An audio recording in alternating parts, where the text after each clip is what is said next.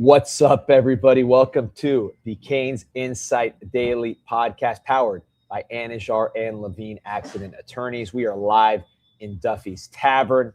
It is Friday, and Monday, it's the big one. The quest for number 6, trying to get some more pictures on the wall. You got all the 5 national championships in one way or the other on this wall, whether it's newspapers, photos, you name it, it's on the wall here at Duffy's Tavern, heart of Miami-Dade County, home of the Hurricanes, edge of Coral Gables, Duffy's Tavern. Pete, I don't know how to compare this situation when you're talking about preparing for a national championship, which we haven't done since you were a wee lad, since I was in high school, and then try to get this portal quarterback situation resolved, which we do every year, but is usually like a 24/7 operation. This is bizarre doing these things. Not that we're doing anything, but at least talking about these things, thinking about these things at the same time. We are tampering into existence, if that is a phrase we can use. That it's strange, man. It's strange, and it's quite frankly troubling where we are in this situation when it comes to the quarterback search. We're very excited about this national championship game. This is what we do it for. This is why you go to the portal and do these things, to get into this situation. But it's really a tough situation, I would say. And if they come up empty-handed here, I really don't know what to tell you. It would be a complete and utter dropping of the ball and a failure. I have faith. Listen, I'm not saying it's completely dead either. I'm just saying to even get to this point right now is crazy. It really is, because you've gone from really being in a position of power early in what I would call this search for the quarterback. And now you're at the point where you're really – there's some guys that we obviously are bigger fans of than others in certain situations, but you're talking yourself into – I mean, a name like a Juju Lewis, who hasn't played much football out of Colorado. Like, is that someone who you're like, you know what, this could be the guy? You bring him in to come and compete. A lot of talent, but like, you have no idea what you're getting there. For that, you should have just recruited someone out of someone else out of the high school level. Obviously, we're excited about Darian Coleman, but it's wild that you're in this situation right now. And really, I don't know that it's like you got to blame one person or another, right? I don't think it's like it's not like we're pointing fingers here. As we've talked about, things can still get figured out, but you have a lot to offer. And we're not just talking about the money situation. Like, everyone wants to talk about, well, Miami's got a lot of money to spend. Miami has a lot to offer towards quarterbacks. And to think that you haven't been able to grab one here is a concern. I have faith. There's still time on the clock. I think it's going to get resolved. And we're going to distract ourselves from this transfer portal talk with a light diversion called the National Championship game on Monday. And to do that, we are bringing in, presented by Canada Financial, upon further review, Lance Roffers. Lance, how we doing? Hey, I'm great. How are you guys doing? You know, it's never better is the true answer, because this is what we've dreamed of for 23 years. We could have been better if we were in this situation and had a quarterback lined up. That's the only way we could have. That's what keeps the tension. That's what keeps the stress. You know, you guys are great. You guys are a great combo, right? You got Danny, who pumps the sunshine, gets us all going. We got Pete over here who keeps it real. We'll say, although I will say, Danny, of the downside. We're playing for a national title in like 3 games, Pete. Right now, I know. But listen, Danny is not too happy about this situation either, man. It'll get fixed one way or another. It'll get fixed. Whether we may not get a Carson Beck or a Cam Ward this time around, but we played dangerous games the last 2 years too, and it came through. Eventually, one of those years, you're not going to get your optimal outcome, right? You're not going to get like the best of the best outcome like we got the last 2 years. This year, though, there are guys out there. We'll find somebody to compete. We've got some guys in-house. Are they going to be first-round quarterbacks next year at this point? Who knows? But there are a couple guys still, maybe we get CJ. I don't want to compete, man. I don't want to compete, Lance. Maybe we get CJ in the portal. I don't want to compete, man. Maybe one of these other guys that are already out there. Trinidad Chambliss at this point last year, wasn't thought of as the savior of anything either. And I'll take that kid over just about anybody. He really impressed me. So I know we're here to talk about Indiana, but this is, I think Canes fans are more interested in the portal quarterback than they are talking about the game. You know, they say they're not, and then the numbers say otherwise every time. The numbers are the numbers. You know, I'm the numbers guy, right? So yeah, no, I get it. I get it. It's always fun to look forward. And I mean, what are we, like 4 weeks away from the start of spring football? You know, like when you know, so it just, the machine keeps rolling. There's always something to worry about, talk about. There's always something that could go wrong. But we're playing a game on Monday for the national title. And let me tell you, fellas, I think we match up better with this team than we did Ole Miss. I absolutely believe that Miami has a chance going into this game. I've watched a lot of Indiana football. They are an absolute machine when it comes to execution and technique and being where they're supposed to be. So they play above their talent level. But don't get it twisted. The most talented team in this game is the Miami Hurricanes. Yeah, it's weird. I've never seen a situation, maybe I have, but I just don't remember it, where you have a team that everyone I think would concede is bigger, more athletic, more physical. Not that India is not physical, but Miami is the most physical team, violent team in the country. So those three check to Miami, and I think everyone would agree on that, not just Miami fans. Coming off 3 straight top 10 wins, playing in their home stadium, and yet a sizable underdog. I love that combination for Miami, that they are such a big underdog with all of those things in their favor and health being pretty much even. That to me is we talk about like where we were against Ole Miss, and we talked about the on-field stuff. We also talked about, hey, Miami's coming as the favorite. This is a system that plays against Miami's biggest strengths. All those things. Yeah. We didn't love all that stuff, even though Miami was the bigger more physical team. Here, all those things favor Miami, it seems like, as we get into the matchups here, brought to you by Canada Financial. So, Lance, let's dive into what Indiana does and how they match up with Miami.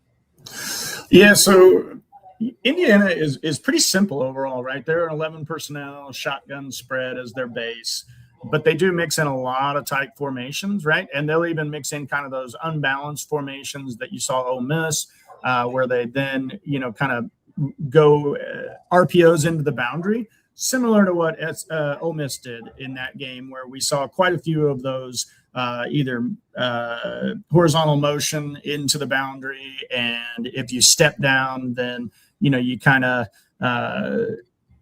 you pull it and you throw. And I think I even sent you some stills, right, against Ohio I'm going to pull those up right now. Yeah, so go ahead and pull up the first one against Ohio State, where I've got 2 of the Ohio State guys running into each other. This will kind of illustrate what I'm talking about. What they try and do.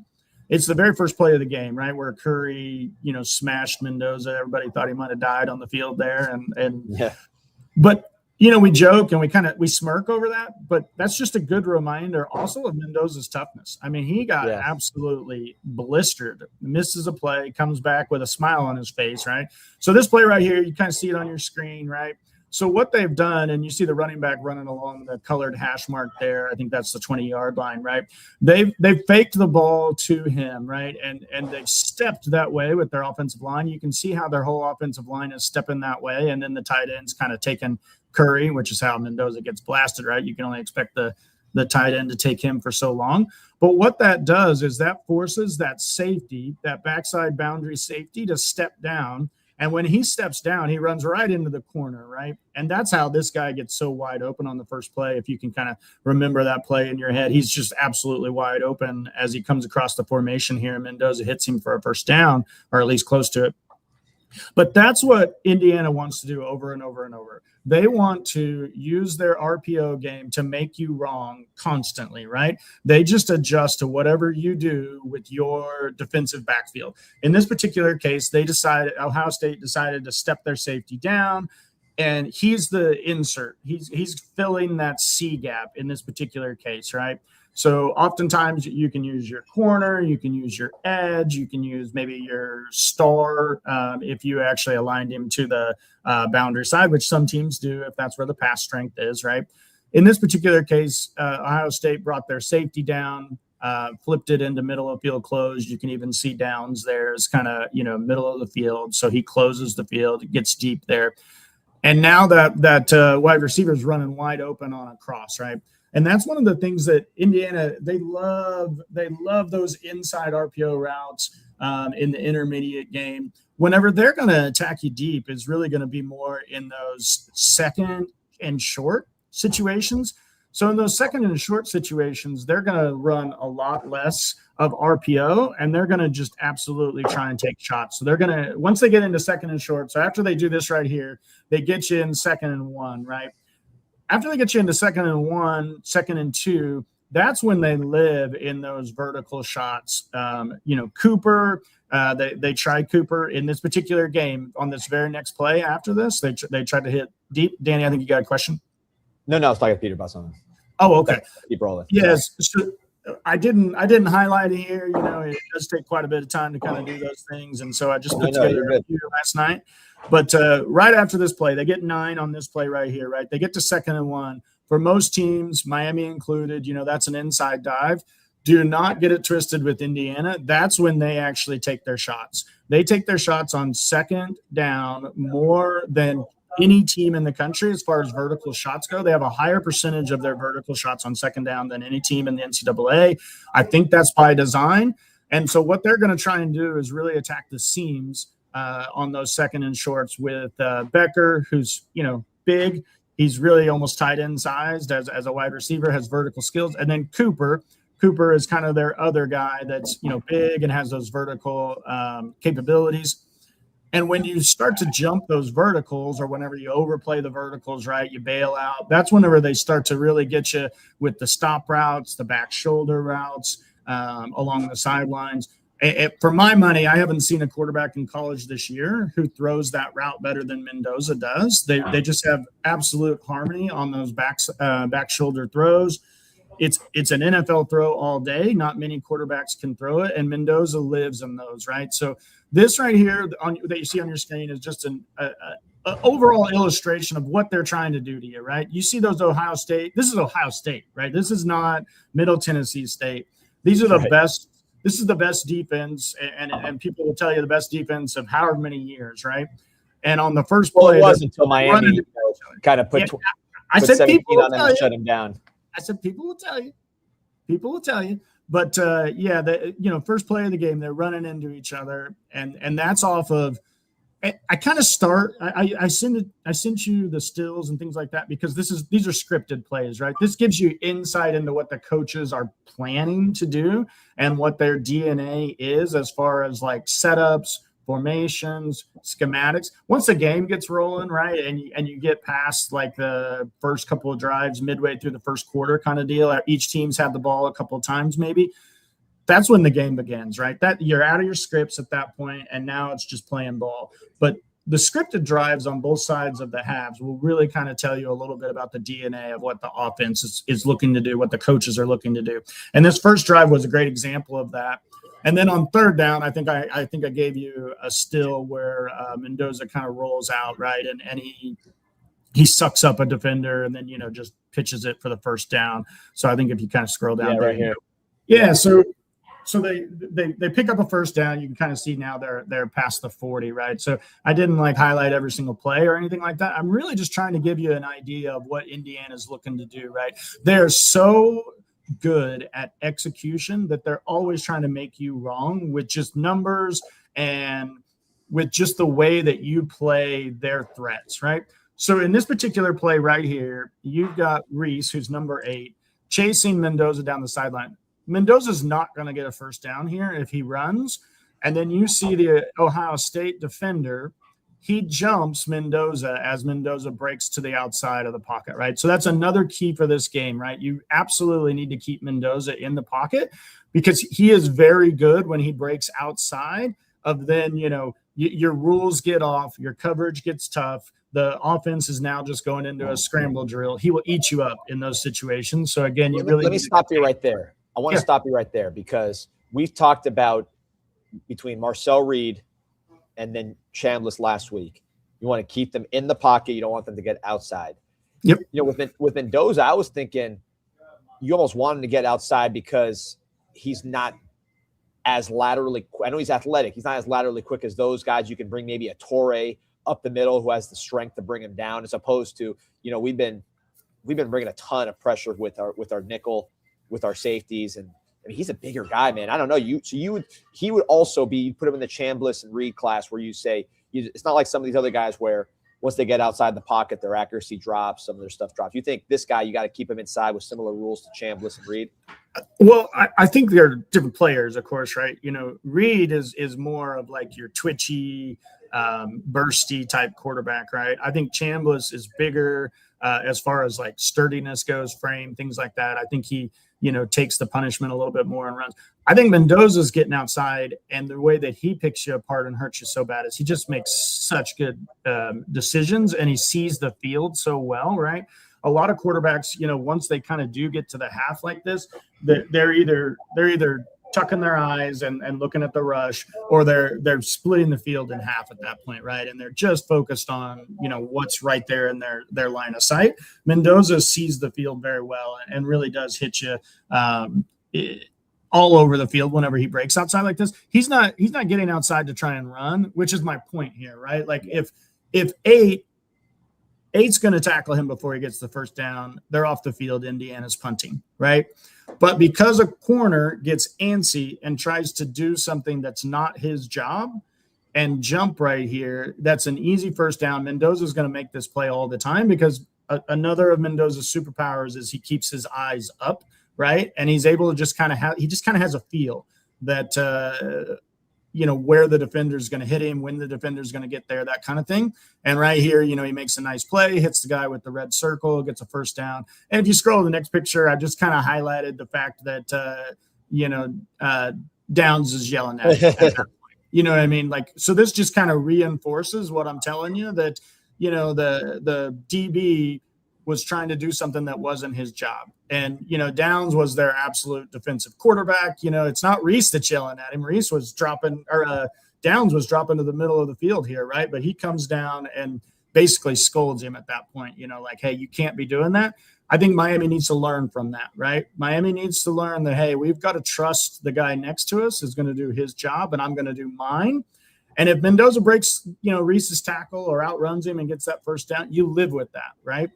That play right there, you don't see it because it's a still, but the guy fell on his butt. If he doesn't fall on his butt, there's nobody out there, right? That's a 30-yard play. And you don't see it right there, obviously, because it's not a GIF, but there's nobody over there, right? He's got a blocker running down the sideline there. And if he doesn't just fall on his butt after he catches that, you know, they're probably inside the 30 and maybe even the red zone off this play, where no way Mendoza's getting that far from running, right? So that's kind of like, again, my point here is you can have all the talent in the world against Indiana, but if you don't do your job and execute all game, eventually they'll just smother you and choke you out, and you fold. At some point, it just becomes like a tidal wave on you. They really are impressive in that sense, right? That I talk on this podcast a lot of times about what defenses want to do, right? They're trying to prevent your explosives. They're trying to like make you go 10, 12 play drives, and they think eventually you're going to make a mistake. Indiana will do it over and over. They'll do it all game long if you let them. So I'll kind of just give you some quick keys for Indiana when they have the ball on offense. Indiana is honestly a run foundation offense. You wouldn't expect that with a Heisman Trophy quarterback, right? Whenever I kind of went into this, I don't know that I guess I thought they were going to be a little bit more of a run and gun type, right? Where Mendoza just fuels everything. But what really fuels their offense is they have three good running backs. All three of them are good. And they all, you know, are averaging over 5-6 yards a pop. What they want to do on first down is they want to get that 5 yards, right? If they get into 2nd and 5 or shorter all night, Miami will lose this game. Miami absolutely has to create some havoc on first down. They have to be able to stop the run and limit those to 2nd and 8s. On the drives that Ohio State was able to do that, on the drives that Ohio State was able to win first down, Indiana was limited, right? They would try for their vertical shots. They hit a couple in that game, especially later on. But for the most part, Ohio State's defense really controlled Indiana's offense. Indiana got some points off a turnover early in the game. That'll be the next picture that you kind of pull up on your screen there. And I'll kind of, you know, talk about the way that Indiana attacks you defensively. But on offense, that is definitely what they want to do. They want to They want to run the ball. They want to run the ball physically, and they want to get to second and shorts, right? And the way that Miami is going to have to really attack them is tackles for loss, second and long. They've got to focus on making sure that they get one negative play per series, whatever that is, right? Whether that's a tackle in the backfield, whenever they try and run the ball, whether that's a sack, whatever it is, you've got to get Indiana off schedule, because if you let them live in their schedule, they will execute. They execute as well as just about any team that you're going to see. I don't want to like get hyperbolic and say that the best I've ever seen, but they are certainly up there. Whenever you watch them, it's like, gosh, this team's a machine, you know, like it's Mendoza, Ivan Drago, you know, from Rocky IV, where he's just executing over and over and over and doing the things he's supposed to do with just quiet, you know, killer. So that's what you want whenever Indiana has the ball. They're going to be a team that looks to run the ball. When they get to second and short, they're going to attack you vertically, just mercilessly over and over. And that prevents you from also loading the box too much, right? Whenever you get into those second and shorts, because if you do, then, you know, now you're even more at risk for some of those explosives. So Indiana is great about hunting explosives in the proper timelines. And then they'll go for it on those fourth and shorts, and they're real difficult to stop there, just because they do a really good job of scheming open some of those outside flat routes as well. So they either the running backs, the tight ends, receivers, things along those lines. They've got contested catch guys outside as well who can, you know, beat you on some of those third and intermediate, but they need to live in that if you want to stop Indiana's offense. And then defensively, Indiana really likes to play a lot of games. They're not big up front. Again, it goes back to what I said at the beginning, where, you know, in my view, Miami's the more talented team. Indiana's good. Indiana's very good. They're very well coached. They do a good job of really kind of like suckering you into the things that they want you to do. But you can kind of see this picture on your screen here. I'll just set it up for those who are going to just be listening later on the pod. But so Julian Sand has a clean pocket right here. You've got a third and intermediate, right? What they're trying to do is Indiana's dropped into a 3-deep zone, and they've got 4 under, and everybody's got eyes on the quarterback, right? So what happens here is that safety in the middle of the field is getting read by the quarterback, right? And he's expecting that he's going to drop into cover 2. He drops in the middle of the field as a rat player or a robber, however you want to call that, and then Indiana rotates late, so that they still have vertical coverage. And so Julian Sand is late on this read right here. He's got several guys open. I actually highlight 3 open guys. If Sand had any kind of anticipation against zone here, he would be ripping this ball, and this ball would actually already be out. As soon as that linebacker's hips turn, like you see right here, he's turning his hips to the sideline to really try and get outside and threaten any kind of glance. Once there's nobody there, he's sprinting outside to those flats. And once he turns his hips like that, Sand should have a key right there that ball should be out. It's not. It's late. And so that safety that he thought was going to bail to the sideline is now robbing across the middle and is able to get there because the throw is late. It hits the Ohio State and Indiana defender at the same time. Ball pops up in the air. Indiana intercepts it, returns it inside the 10. The guy who does that, I think he has 6 or 7 interceptions on the year. So he is kind of their version of the Fitzgerald, you know, where the ball finds him type of safety. Yeah, good player. Yeah, good player. But to me, this is on the quarterback, right? He has protection. He has clear vision. He's got open receivers, and he's just late with the ball. So Carson Beck is going to have to be able to read their zone defense. Indiana plays a ton of zone defense, and teams that don't have a lot of talent tend to prefer zone, right? They tend to prefer zone because they can kind of like disguise things. They can change the picture post snap. They have eyes on the quarterback and try and get some of those turnovers, right, where they don't think they can overwhelm you with talent and play man all game. And that's what Indiana will do, right? So you need Beck to be able to see the picture and anticipate where receivers are going to be open by reading his keys on the defenders. And if he does make a mistake, it can't be late over the middle, because that's where Indiana is really trying to hunt for picks. You got Pons outside, another ball hawk. You know, he's a good player. He's feisty, physical, tackles well outside. But this particular picture that you see right here is what Indiana does over and over and over, where they change things post snap. They love to stunt. They love to occupy blockers up front with their front games that they do, and then hunt for picks in the secondary. Yeah, it's gonna be interesting to see how those stunts match up with our offensive line and our splits and our size. And I know Ole Miss got some pressure moving around, but I don't know. I like our matchup, quite frankly, with our offensive line against their defensive line. Not trying to discredit anything they're doing. Yeah. But, I mean, so did Texas A&M. Texas A&M got some pressure with some of their games. But I'll tell you what's different about Indiana. Indiana really tries to key on your weak link in your protection. So they try and identify whatever it is that they believe is your weak link with your scheme, right? Typically, most often, that's your running back in pass protection. Miami, I believe, they've got kind of a little bit of an advantage there because Mark Fletcher, to me, is one of, if not the best pass protection back in America. I think this is absolutely a Mark Fletcher game that you have to play him a ton because of that fact. Indiana is pretty ruthless in setting your running back up to have to take somebody one-on-one with the way that they bring their pressure and they bring their games. I think Fletcher is up to that task. I've seen him block, Arvell Reese, a first-round draft pick, one-on-one multiple times in a game. And not many people have been able to do that this year, especially running backs. So I think that is something that does play to Miami's strength a little bit and takes a little bit of Indiana's advantage that they've had schematically this year away. If you kind of go to the next one, I think I show you a little bit of their games that they do on the defensive line.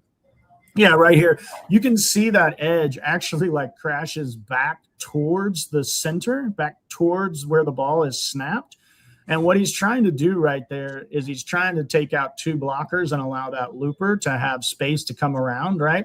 And you can see Ohio State has shifted their line call to the right side towards right tackle. And then Indiana, that's exactly what they wanted, right? They stunted into that shift. And so now they're almost think about it like a offensive system where you're down blocking an edge with a tight end, right? And you just kind of push him, and that's already the direction that he's going, and you just allow his momentum to take him out. That's what Indiana's doing right here. They're allowing that offensive lines, that offensive guards momentum to go right into the center, and he blocks two guys here. That looper comes around free. He's not actually the one that gets the pressure. You can see kind of Indiana's helmet there. They had a guy there, interior 3-tech, just beat their guard on this particular play, their right guard here, and gets through. But now what you also see here is you see a left tackle for Ohio State blocking grass. Their left tackle's blocking no one because they sim pressured and then looped. And you see there the Indiana guy dropping out at the 35. He's the one that was pressuring that left tackle. So now Ohio State has a left tackle blocking no one. Your left tackle is typically your best blocker, right? Typically. So in this particular case, Ohio State has on their own taken out their best blocker. Now Indiana has taken out two of their other blockers with one defensive lineman, and they have a looper coming free. And Indiana has inserted an extra man into their coverage by dropping out a sim pressure. I mean, this is just teach tape on how a defensive coordinator can cover up for a lack of talent on the defensive side of the ball. Again, I'm not trying to disparage Indiana and call them not talented. I'm just saying they're not elite talented on defense, and they play some games to cover up for that, and they're very well coached at it. All right, let's get one more slide. Now you got to get out of here, and I want to get your prediction as well. I just got to say one thing. I was laughing because about 15 minutes ago, 3 comments between each other. We had one comment here from Casey FL saying, "I'm so sick of all this BS. All these guys say the same thing about Indiana in the game. We've heard it all. We want to know about the portal and the quarterback. Tired of hearing about IU's execution and all that."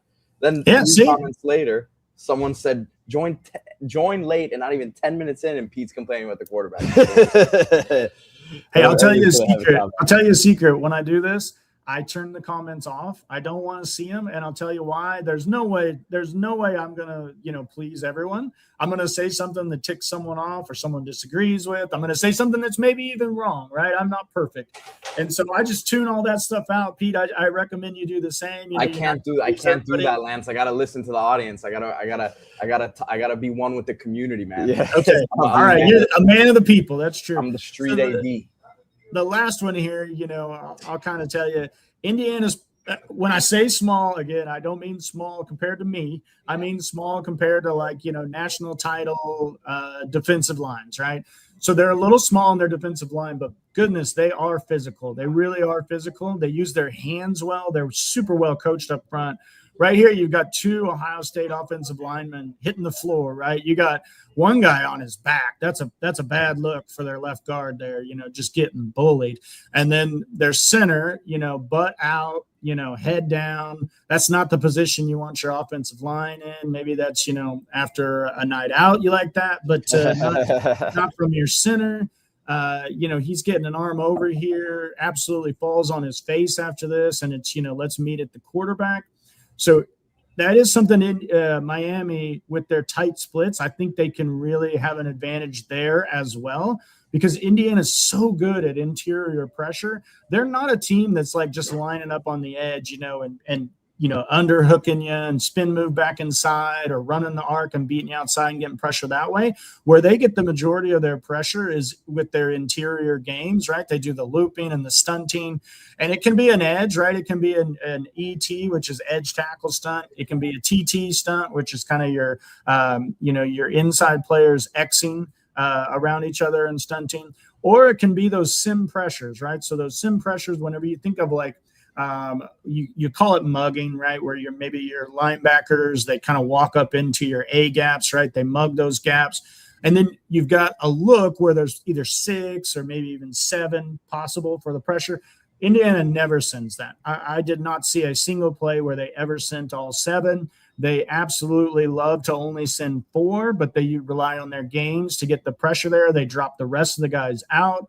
They'll drop an edge into the flat. They'll drop a mic into the glance. They'll drop, even a nose tackle out sometimes and do a fire zone. But they're absolutely trying to create pressure in the middle. And you hear it all the time, right? Most quarterbacks, they don't like the pressure up the middle. They can kind of step forward. I had to get my glance in there. I didn't want to miss a week, But, most quarterbacks, they like to be able to step up and they can deal with, outside pressure a lot more than they can interior pressure. Indiana's defensive superpower is their interior pressure. And then they change the picture post snap to where you think it's one coverage and it's another one. You hold the ball a beat late.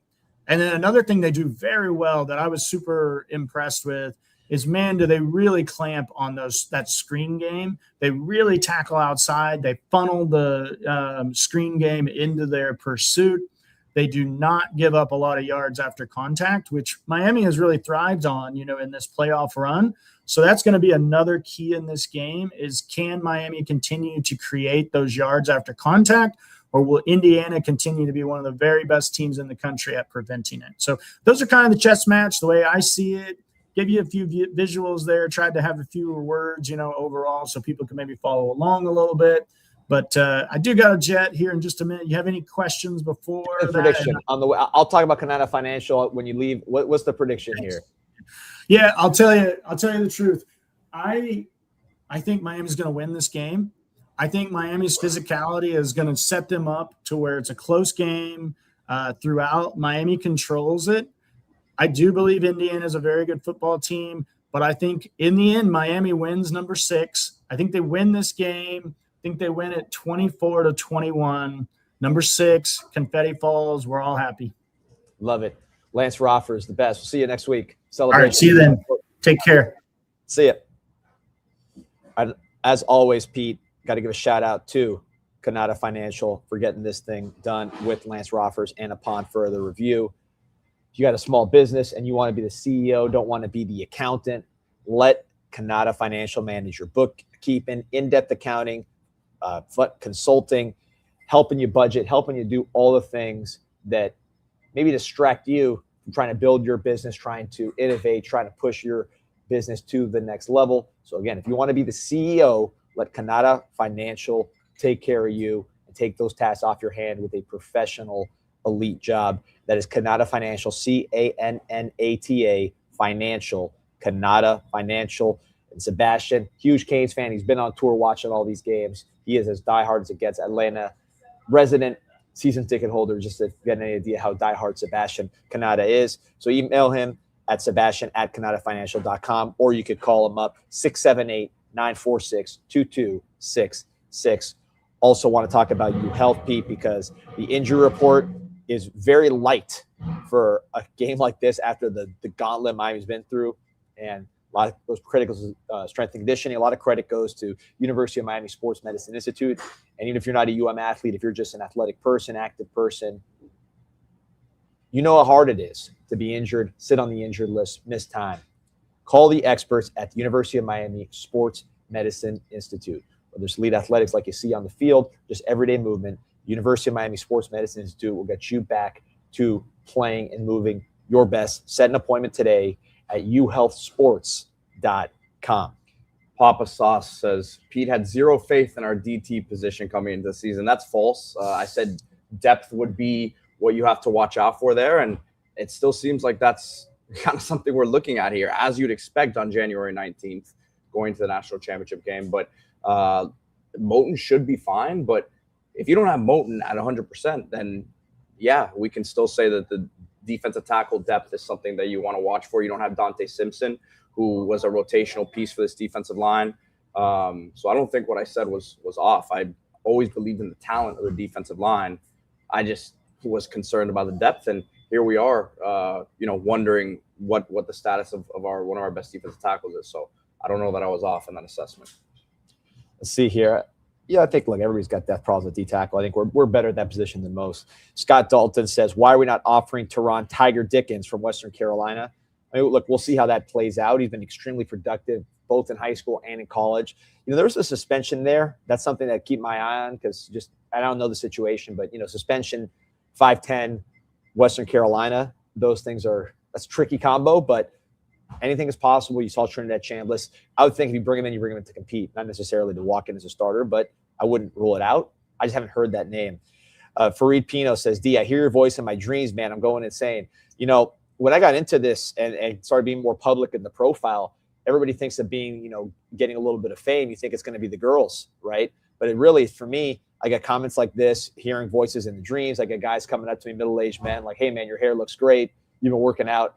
I thought that was the girls say that when you get famous. I got to say, it's been middle-aged men for me. I've been hearing your voice in my nightmares saying, we should have gone after CJ Bailey. I mean, that's what I've been hearing in my head. I'm tilted right now, D. This is a bad situation. This is a horrible, horrible situation. This is a dire situation right now for Miami's QBs for next year. You got to get something done today. You got to figure something out. Just get ready for the reaction. I got to put it out there. This is horrible. Keep your calendar free for the reaction pod. We're gonna have a fun day today. Kyle says, just announced, Pete, Marcus Freeman's a guest analyst for the national title game on game day. He will probably opt out, though. What do you think about all that? I think Marcus Freeman has showed who he is over the last couple of weeks, patting his players on the back for quitting. And I mean, it's just, again, one thing to allow the cameras in there. It's another thing to have the reaction that you did. Dude, say you support their decision, but I mean, look, you're really promoting quitting. You're going to let that thing permeate throughout the rest of your program. I can't wait to take it to him in South Bend next. Because, again, I was a Marcus Freeman guy, but all of this stuff, when he gets in front of his team and he says, I have no explanation. I really, I usually have the answers for you guys. Beat Miami or Texas A&M.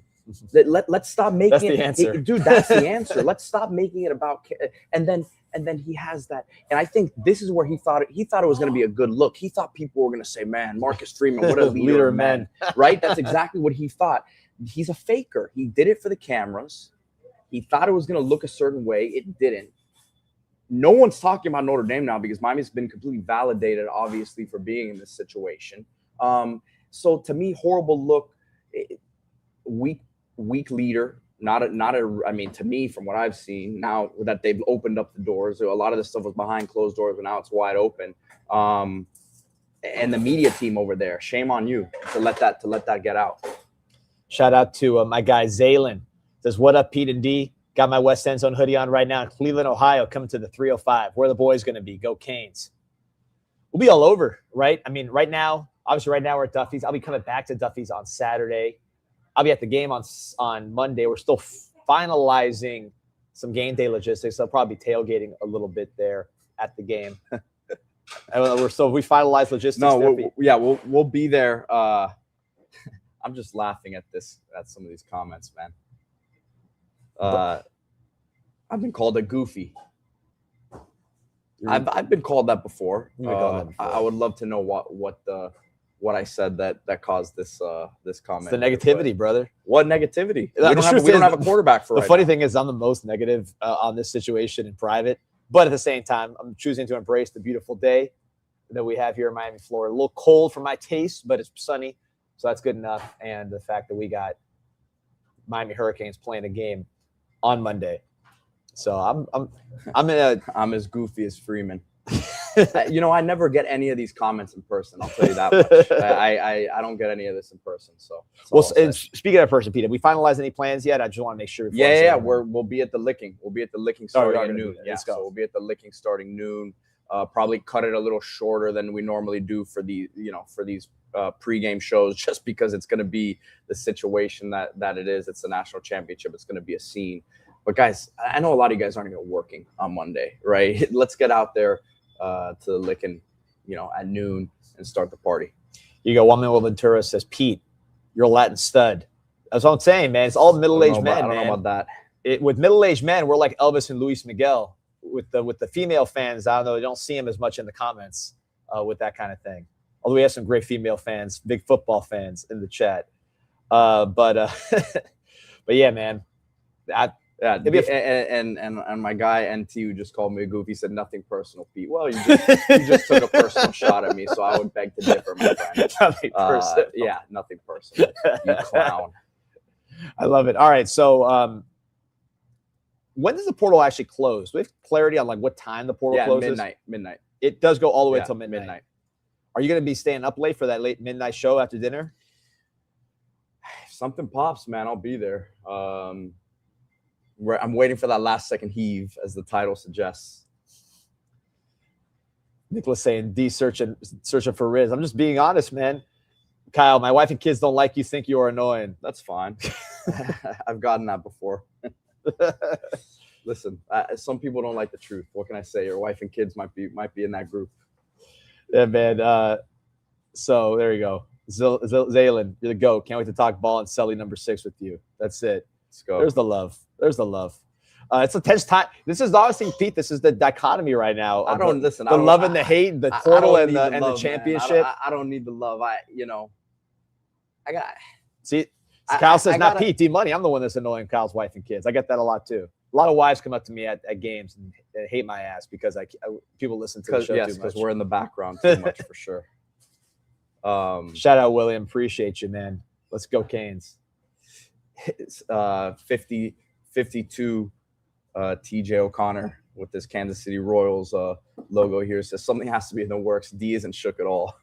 Yeah, he's laughing because he knows I'm been blowing up the group chats and blowing up the texts, freaking out. The first words I have to say it. Go ahead, please. I called him this morning without even saying good morning, hello. Man, we might be screwed at quarterback. Did enjoy the nice day. I did enjoy the nice drive over beautiful Biscayne Bay on the way to West Miami, the edge of Coral Gables here at Duffy's Tavern. By the way, Pete, let's talk about Duffy's Tavern. Pull up that video, man, because again, you got playoff football this week too. What a weekend of football. You got all the Canes media stuff. A lot going to be popping in Miami Beach Convention Center, which is crazy. Literally like walking distance to my house. You want to come over this week, Pete? Dude, home base out there? I went to they had the Super Bowl media day there a few years ago. I was there for that. It's a great setup for those sort of events. Yeah, so I mean, walking distance from my crib, Miami Beach Convention Center, also the site where Ric Flair battled Dusty Rhodes for numerous NWA championships. I believe Muhammad Ali knocked out Sonny Liston the first time at the Miami Beach Convention Center. So a lot of history there. I mean, literally walking. I have the video here ready from Duffy's from the other day. Here, look. But we'll spend some time at Duffy's, probably watching some of these games. Definitely on Saturday, I'll be out here. And game day, this thing's going to be packed, rocking and rolling. So Pete, play the video. We'll step back to some sound about what's going on at Duffy's Tavern here on Dangerous. You guys can do it.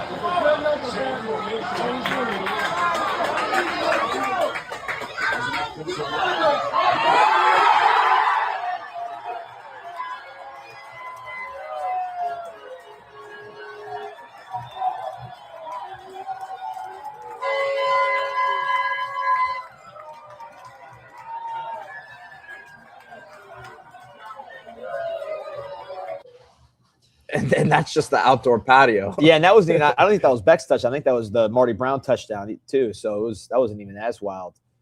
Rider Boys, Duffy's Tavern on 57th Avenue. You know it, Rider Boy. Yes, sir. Canes Cat says, D, will you be at the Captain Scrimmage today for baseball? Or anyone from CSB at the scrimmage 3 p.m. today? Maybe Sebastian Font. I can't be there because we got first of all, got a couple interviews dropping today. I got Eric McClain dropping today. I spoke with him, honorary Cane. Pete spoke to Sammy Jacobs from Hoosier Huddle. That was a really good perspective from them. You know, honestly, we've done a lot of X's and O's stuff this week, and with him, it was more about like the state of Indiana's program. You know, how they've gotten to this point. You know, how their fans are feeling. There's kind of a mixed feeling in the fan base right now of like imposter syndrome. It seems like where a lot of them just don't believe that they're 8 points better than Miami, but then I got into the burner accounts that are running rampant in Indiana. He says it's been pretty funny to see all those popping out of nowhere. So here you go. Bama Kane says ultimate storyline. Canes beat Indiana. Indiana abandons Little Mendoza, and he comes to you and beats Indiana next college. They already are abandoning him. It looks like they are. This text has been in my chats quite a bit this morning. My wife was the one that first brought it up. She's like, "Hey, Mario's talking a lot about Mendoza at the press conference. He's talking about Little Mendoza a little more than usual at the press conference. You guys can just talk about it at the show." So we'll see after we win the national championship. Yeah, so I know your interview with Mac was pretty long as well. So yeah, that'll be fun. And then we got a recording at 4, which is why I can't go to the captain scrimmage. Another celebrity interview here, maybe the biggest celebrity of all, a national name, a Duffy's legend. A Duffy's legend as well. That's right. Shout out to you'll see it when it comes out. But yeah, man, Pete. I mean, you mentioned Juju Lewis. I don't hate the name. You know, I watched him in high school. He was always a good player, just small. Then you see him here, what he's been doing on the field when he finally got some playing time for Colorado late in the year. He looked better than what they had starting. Yeah, I was a bit skeptical of him coming out of high school just because I was like, he might be one of these guys who is a early 5-star. Yeah. Commits to Colorado, with some hype. The size was something I was concerned with, but there's worse options out there. I mean, this is assuming you don't go the route. Like people ask me about Parker Navarro from Ohio, who went into the portal, has 60 touchdowns the last couple of years, but he may not even get another year of eligibility. He's requesting a 7th year. This is intriguing just because he's been there, and he's another guy who's been there. Like he was practicing with them in bowl games last year. So even though he didn't play all that much this season, I feel like he's been around. He was at Colorado with the spotlight on him, even though he was not the full-time starter. Yep. So I think I do like that aspect of it. It doesn't seem like he's done anything stupid, like in social media. Like it's very easy to be out there when you're around prime and that whole thing. To maybe be portrayed a certain way. I have to look more into it. But I think there's worse options, and he can compete too. You don't just walk in. Right. We're not saying he's a starter, but I think it's a nice guy to add to the room if it comes to that. Now, not going to be cheap. I'm sure he's getting paid well over there at Colorado, but I also don't think that I feel like we'd have the opportunity to match whatever they're paying him over there. Twitter's down, by the way.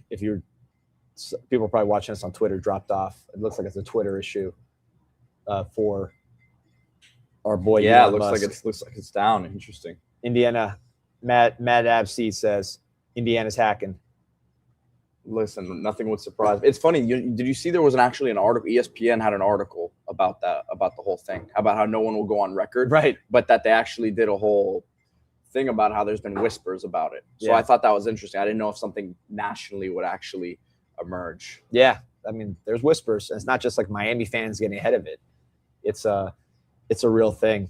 But Chase, I want to say this. Lou Chase says, watch D Money and Pete try to jump on the Coleman train my boy earns a job. Well, I'm a big fan of the talent. I just don't know that year one right away, coming off a national championship, that you should just, I don't want to say hand the job to him. I think you need to create some more competition in that room. A true freshman, I don't know that that's what I want right off the bat. But if he's the guy, I'll support. I just, I don't know that that's what, as a fan, what I want to see coming off a national championship. And I heard he looked good yesterday, or whenever they practiced recently, throwing the ball around.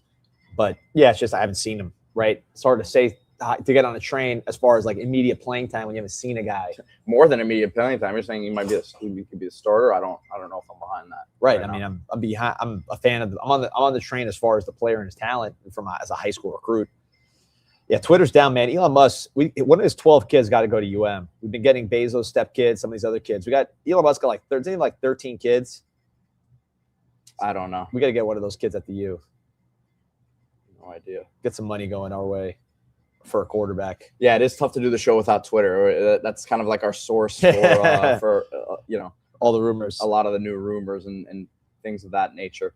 Bam McCain says Mario's in Secret Service mode, all close communication. I will say, this is where fans can get annoyed at, hey, we don't get that much intel on the program. We only get so much from practice and all that. I don't think Mario and Miami have had to change anything with what they do, even, if you may be concerned that there is something going on with Indiana. This is just how they operate. So it's how it was with Saban at Bama. Yep. And it's obviously been carried over to Miami here. So I think in that aspect, like, I don't think people are more uptight than normal. They're just operating how they would normally operate. 100%. Hold on, let's see. Matt Ave says Danny Lauder to Syracuse. Dickens still available. We're talking about Dick. I mean, listen, I'm sure if we wanted to get Dickens, we'd probably get him. I don't think that's going to be the issue there. A lot of talk about Sawyer Robertson. Yeah, that's a name that I was looking at the other day. He played as a freshman though, and he played 5 games as a freshman. So I don't know what these redshirt rules are weird, right? But he could be a grad transfer, right? Because you could be changing schools. The grad transfer, though, yeah, I mean, you could, but that's still 5 years. That would be his 5th year of eligibility, is what I'm saying. That's not. I think you can grad transfer for your 5th year.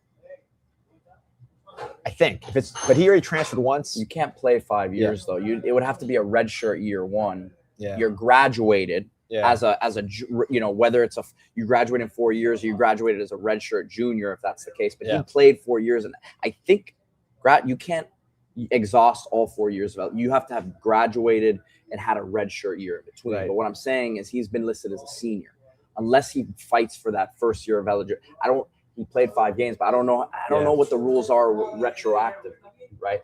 He's a Senior Bowl guy. It's very hard for me to say you have a Senior Bowl. You're in the Senior Bowl to remember. Cam Ward wasn't even a Senior Bowl invite. Cam Ward was an East-West Shrine game, which both games are good, but that's not even. If you weren't getting a Senior Bowl invite, you aren't amongst the top 5-6 quarterbacks in most people's eyes, right? So if he has a Senior Bowl invite, I'd be hard pressed to think that he comes back. I'm surprised Beck's not going to the Senior Bowl. I mean, he's playing right now. He may have neither is Bain. They may have what happens is a lot of times, which this may be something new. Before they would at least publicly say that, hey, this guy's gotten an offer, but they have new leadership at the Senior Bowl. It's not Jim. This is the first year. It's not Jim Nagy. I forget what the guy's name is who's running it now. But they may not want to get turned down publicly by inviting guys. You see what I'm saying? And then say, hey, Carson Beck got invited. Oh, but then he doesn't show up. It's almost like behind the scenes, the NFL people know, hey, he got in. We want him here, but if he's not going to even show up because you're playing, and Beck, it's an interesting one. I would have said that maybe him going and at least doing interviews would have been a good thing, but a lot of times they don't even want them. If you're not going to practice, then they don't even want them showing up. So he'll have his opportunity to interview. I'm sure that the people handling his process are, very experienced, and he's got to let his play to the top. He's in a national championship. I think it's probably the right strategy for him to not even mentally be there on it. And everybody will be at our pro day. It's going to be the biggest pro day, one of the biggest pro days in the country. Just talk about draft. I know we're going to have plenty of time for this discussion, but as we sit here today, I'm thinking Beck, if Fletcher goes, I hope he doesn't. If he does go, he'll get drafted now with the way he's playing, and obviously that would be why he'd leave. Markel Bell and Malinois and Cooper, I think is the borderline, but I think he could get drafted day 3. So that'd be 3 if that's the case. Reniel Pinto says, love Lance, but it's time to get in the video analysis game. Enough of these still frames. We'll get hit with copyright, my friend, if we play video. Yeah, those could be tricky. Those are tricky. So that's we do what we can with that. That's why we can only show limited video on here. So if Fletcher goes pro, again, I hope he doesn't, but that'd be Beck, Fletch, let's say 3 offensive linemen being generous. Keelan Marion could potentially.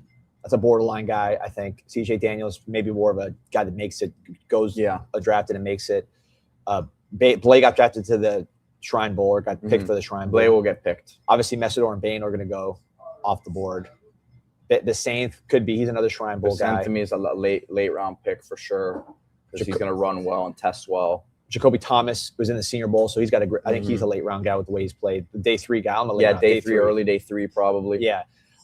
Just because safety is such a weird, it's not always the most valued position. His coverage is not as good as his run defense. Keontae Scott. Then Keontae Scott for sure. Yeah. So I mean that's Scott's a lot of guys. 100 pick to me. I mean, we're getting up though. He's going to be one of the high picks. So that'd be up to 10. It's just, you know what it is? It's the nickel.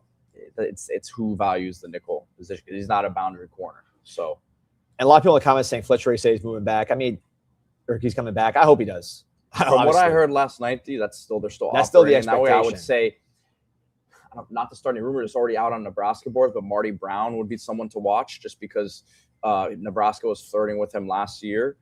I don't think Miami's operating as if he's going to leave either. But obviously the Lyle rumors have been there. He hasn't played, so we'll see what happens there. But yeah, I think if you have 2 DBs, a linebacker, let's say 3 D line, I'm being very optimistic here. Let's leave Fletcher at Miami for my sanity. 3 offensive linemen, quarterback. You're talking about almost 10 guys plus draftable. You're going to be in that 10 guys range, which is obviously a huge step forward for this program and reflecting the team being in the national championship game. We had a comment here from Ralph says, I'm not stressing the QB situation. I'm pretty sure Mario won't decide anything about portal QBs until the championship game. Unfortunately, he's got to because today's the deadline for quarterback center. So yeah, that's why some people are wondering why we're talking so much about this. It's just because it's now, right? It just happens to be that it's now, which is crazy considering everything else we got to worry about with the championship game on Monday. But now's the time. There's no other time. Look, I know a lot of people are stressed. A lot of people are worried about what's happening. But what I'll say is you could always unwind with the American unwind. That is Papa's Alternative Brew. Look at this. You got real hops. You got only 60 calories. You got 7.5 milligrams of THC. You get all of the relax without the tax the next morning.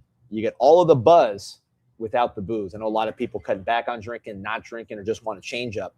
Papa's Alternative Brew. Go to papasaltbrew.com. You can order it anywhere. Not anywhere in the country, but certainly most places. Florida, among them, they'll take care of you. But yeah, most places where you can get hemp, they'll take care of you with Papa's Alternative Brew. You don't need a recreational market. Florida doesn't have recreational marijuana, but the THC drinks, all good. Papa's Alt Brew. Just go to papasaltbrew.com for Papa's Alternative Brew, the American wine. Had a couple of these yesterday. Felt great. Again, it feels like you're drinking beer, real hops. Shout out to Nick West, a true CanesInSight fan. He's probably refreshing for portal updates right now. He was selling me on Egan from San Jose State yesterday. But the man, Nick West, is the proprietor of this company coming out of Southwest Oregon, but South Florida bred. Papa's Alternative Brew. I would think an older guy like him would make more sense than a Juju Lewis at this point, just because you already have a couple young guys in the room. Bring someone in that could maybe stabilize it and you could elevate. Yeah. So I saw he was suggesting that it wasn't the worst thing in the world, but also hoping for a little bit more exciting than that. Primetime Ramble says, got a natty ticket only to be hit with a short notice military tasking that leaves the weekend before the game. Oof, life's unfair. That sucks, man. Sorry to hear that. Again, appreciate everything you do for this country. Hopefully you make a bag on that ticket, though. Yeah, exactly. Hopefully you look at the positive, right? That's the one thing. You will be able to sell that baby for a heck of a lot of money. But yeah, Hope you, wherever you are, you can enjoy that 6th championship.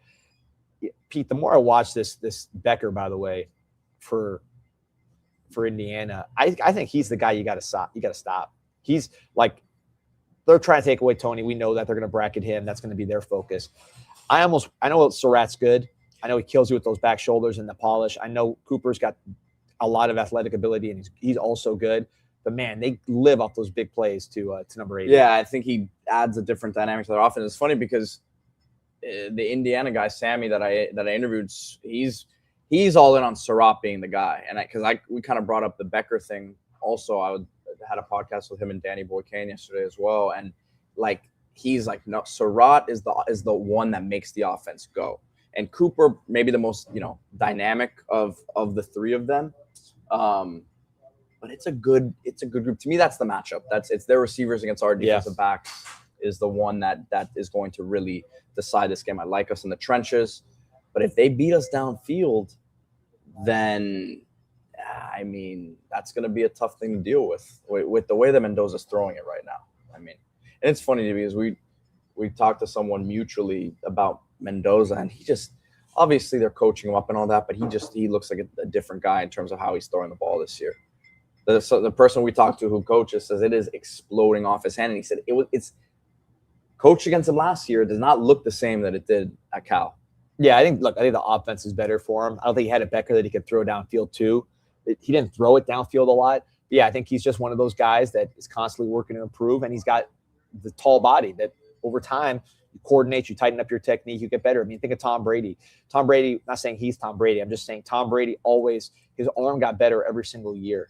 Even until he was like 45, he was still throwing it just as well because he took care of his body, he took care of his technique, constantly honed it, and got stronger. This is interesting, D. Maybe it's more of a backup situation, but as our boy, someone in the comments said it here, he says NC State's hosting an FCS quarterback today, and they are. I'm looking at it here. Carson Camp from Southeastern in Louisiana there is visiting NC State today.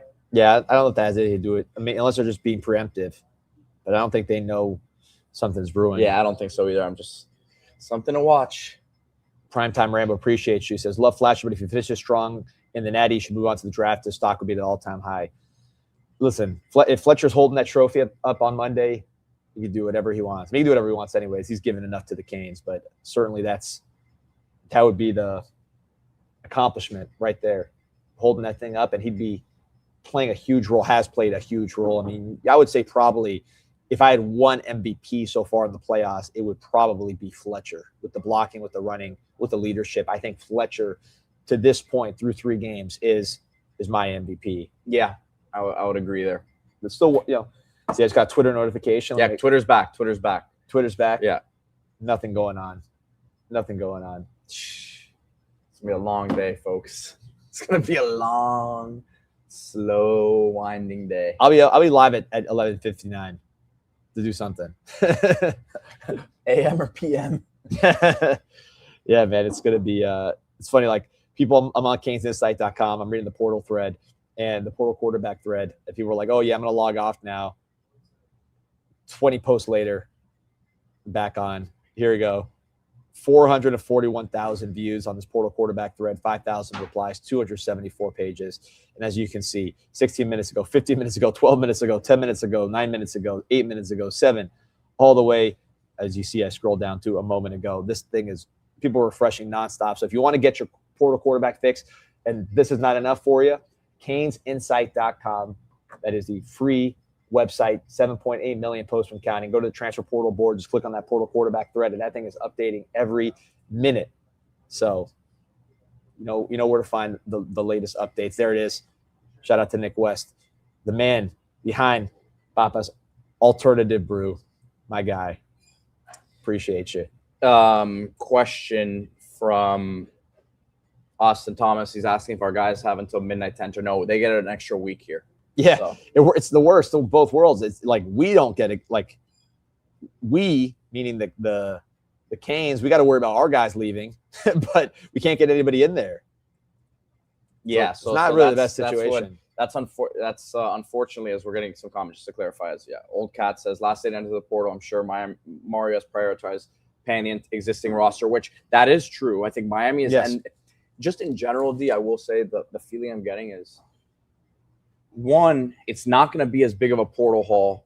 There's still going to be multiple guys they add here, but it's definitely not going to be anywhere near what we thought it was. No. I think for a couple of reasons. One, you're still going to lose guys here after when this period extends, but I think this run you've gone on has kept a lot more guys in than I think they were in their minds believing they were going to lose more than they're going to end up losing. You tell me if I agree. I think I feel great about everything in the portal, except for the fact we don't have a quarterback. I mean, and you got to close on Damon Wilson, as Zaylen's asking. You got to close on Damon Wilson. He was at Texas Tech yesterday, right? So that's always a concern. Haven't confirmed if he's making it to campus. That's been the plan, and I think he will. But this is a guy who's, he's been to campus before too. But you would think if he doesn't come to campus, it's an issue. I still think they feel very good about their chances there. On JW Hurricanes, our boy Joel says, how many croquetas are getting punished at the Cubano tailgates here? Quite a few, and I want to show you what people are going to be wearing. Obviously, Islas Canarias, as you know, right there in the Dayland Mall Dining Pavilion, your spot for all those croquetas, 7 different types, the most famous croqueta in Miami. Check out the shirt that people are rocking these days. You can get this one at croquetacounty.com. There it is. CanesInSight partnership with Islas Canarias. Look at the logo. Look at the shirt. Pretty badass, right? Croqueta County, limited edition.